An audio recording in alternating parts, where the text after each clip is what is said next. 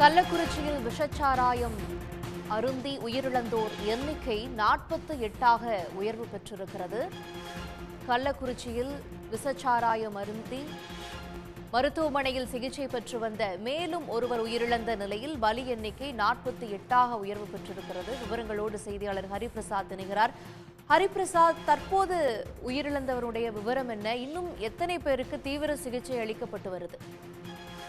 நிச்சயமாக, அதாவது கள்ளக்குறிச்சி மாவட்டம் கருணாபுரம் பகுதியில் விஷசாராயம் அருந்தியதாக இதுவரை கள்ளக்குறிச்சி அரசு மருத்துவக் கல்லூரி மருத்துவமனை மற்றும் புதுச்சேரி, சேலம், விழுப்புரம் ஆகிய மருத்துவமனைகளில் மொத்தமாக 181 நபர்கள் சிகிச்சைக்காக அனுமதிக்கப்பட்ட நிலையில் அவர்களில் ஏற்கனவே 47 பேர் உயிரிழந்திருப்பதாக கள்ளக்குறிச்சி அரசு மருத்துவக் கல்லூரி மருத்துவமனை நிர்வாகம் சார்பில் அதிகாரப்பூர்வமாக அறிவிக்கப்பட்ட நிலையில் சற்று முன்னர் சேலம் அரசு மருத்துவமனையில் சிகிச்சை பெற்று வந்த கள்ளக்குறிச்சி அடுத்த ஏமப்பேர் பகுதியைச் சேர்ந்த சங்கர் என்பவர் சிகிச்சை பலனின்றி உயிரிழந்திருப்பதாக மருத்துவமனை நிர்வாகம் சார்பில் தெரிவிக்கப்பட்டுள்ளது.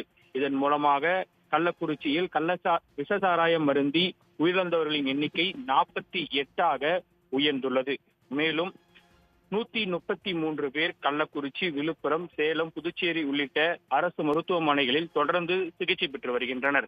இவர்களில் 30க்கும் மேற்பட்டோர் அபாயகரமான நிலையில் வெண்டிலேட்டர் உதவியுடன் சிகிச்சை அளிக்கப்பட்டு வருவதாக மருத்துவமனை நிர்வாகம் சார்பில் தெரிவிக்கப்பட்டுள்ளது.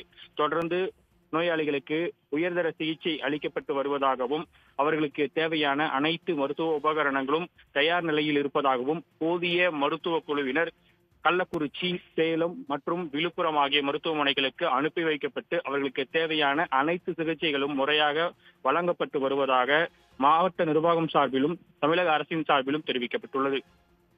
உடனுக்குடன் செய்திகளை தெரிந்து கொள்ள சன் நியூஸ் பெல் ஐகானை கிளிக் பண்ணுங்க.